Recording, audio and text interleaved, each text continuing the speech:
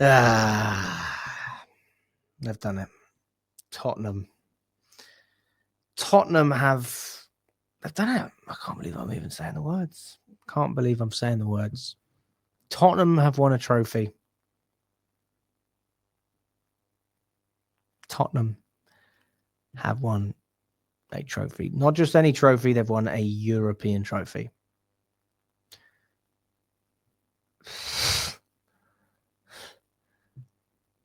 And they beat United. So the only positive that we can take from this, you know what?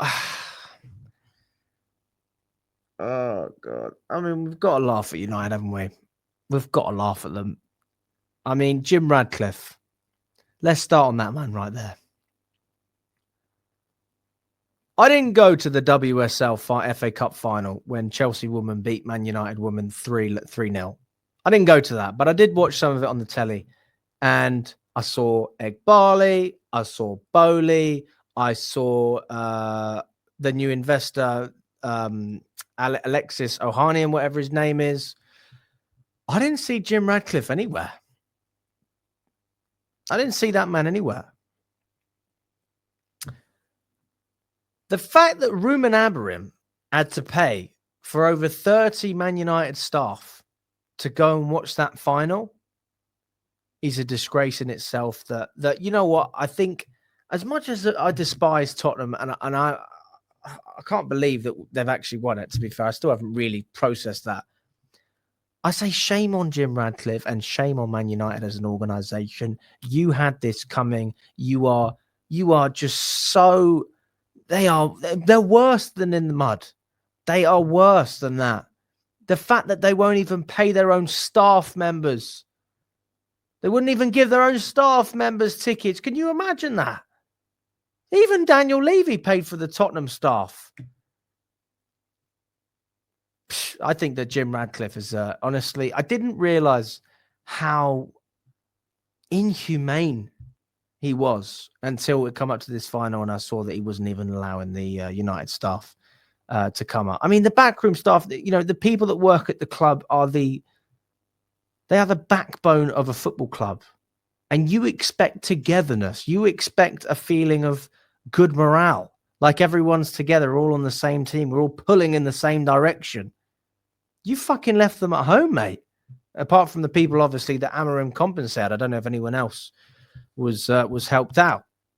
So, you know, when I see Jim Radcliffe there with the Glazers, I say you deserve it. You honestly deserve it. You are a disgrace. The way you run a football club is nothing short of a disgrace. You would have thought that Jim Radcliffe would try and be better for the fan base, but nah, that's poor. That's poor. Look, we're actually owned by private equity, right? Chelsea and Bowley. We know they don't care about us. We know they don't. But Jim Radcliffe is a genuine Man United fan who was just killing the club. You know, from a humane perspective, you can talk about whatever you want and say, yeah, you got to cut costs. I just think it's poor.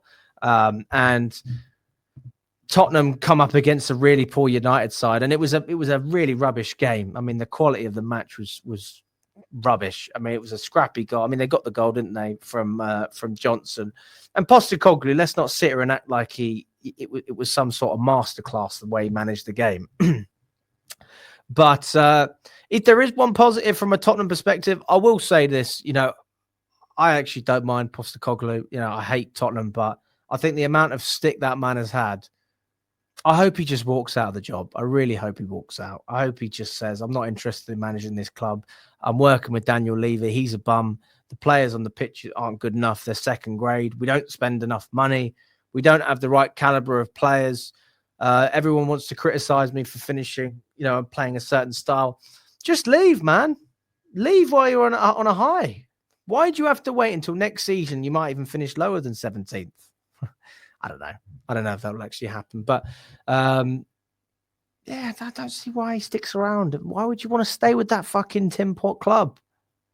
Rubbish club, man. Anyway, so that's where I stand on Tottenham. I mean, don't really have a lot to say. It's just poor, isn't it, from a Chelsea perspective? Like when we sing we're the only team in London to win the European Cup, West Ham won it, and we went, all right, it's It's the Tin Pot Conference League. We're not really that bothered, although now it's the Champions League final for us when we're playing Real Betis, isn't it? Actually, no, our final is against Nottingham Forest. That's more important if you ask me. I just can't believe it. It's just weird, isn't it? You're going to see Spurs fans on the timeline. You're going to see videos talking about the fact that they've won it. You're going to see the celebrations, the open bus trophy parade. No barbecue for Man United. They weren't even going to have a fucking parade. They were just going to have a barbie. Well, you'll have to go vegan. No meat on the grill. No ribs, no sausage. Go vegan. Have a sandwich. Ham and cheese sandwich. Bit of tomato in there, bit of salt. I'm sure you're very salty after that one. It's the best thing you can do, guys. Just laugh at Man United. Because if we don't win the Conference League, we are the laughing stock. At least if we win the Conference League and we get Champions League football, we can say, well, we won a European trophy as well. It's not the Europa League, but and we managed to get Champions League football as well, so we finished higher than them in the league. If we can't do that, then it's been a disgraceful season. So I guess it is up to us, really, to just get the job done. Stop messing around, guys, and beat Nottingham Forest and beat Real Betis. The fact that the final was even United and Tottenham in the first place, does that not concern you in terms of the standard of the competition? That is the standard that two poor Premier League teams could get through. And then you would have thought maybe they would have leveled up in terms of it being a final anyway, but the quality of football was rubbish. But, you know, listen, I give credit to Ange. I really do. I don't think Tottenham deserved it as a club. I don't think that they've backed him. I don't think that it's been easy for him. I don't think the players are particularly great. But United are just a toxic waste of space in terms of a football club. No European football. They won't be able to attract players. Now that they haven't qualified for Europe, maybe we have an edge if we did want to try and sign Liam Delap. I'm hearing names like Gorkarez and Osman potentially being linked with United as well. I'm like, have a day off, mate. Have a day off. You think they're going to go anywhere near your Tin Pot club? Maybe Tottenham could be a competition for Delap. I've heard their name pop up once or twice, but I think he knows better than to go there. So we'll have to wait and see. But ultimately, I think it's just a disappointing end in terms of the final. Both results would have been disappointing, but it would have been fun to laugh at Tottenham. But I don't even want to laugh at United. I just feel disgusted by them as a club anyway. I think they're just a horribly run club. At least Tottenham are financially stable and they pay for their staff to at least be able to go and watch the game. Like, that's just common human decency. And then you've got Jim Radcliffe sitting next to the Glazers. You know, when he was asked about why have you done all this stuff to the fans, you're kicking fans out of their season ticket to make way for hospitality. You're getting rid of the free meals. What? And then you're going to spend however many million on a brand new player. And you think that's the way to approach this?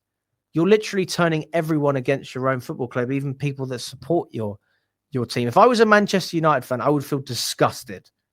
I would not want to be a Manchester United fan at this moment in time. You think Chelsea's toxic? I mean, we've had some bad times. I'm looking at the season we had under Graham Potter, and I'm thinking I could not relive that again in my lifetime. That was how bad it was. We were on the race to 40 points. United still haven't even fucking got 40 points. And they don't have a trophy, and they don't have European football. That is just pathetic. And, I mean, Ruben Amorim, you are working with something there. I mean, my God, he's going to have to work miracles to change things at that football club. And they're going to have to back him to the moon and back because they are just properly in the mud. But yeah, Tottenham have done it. They are now the Europa League champions.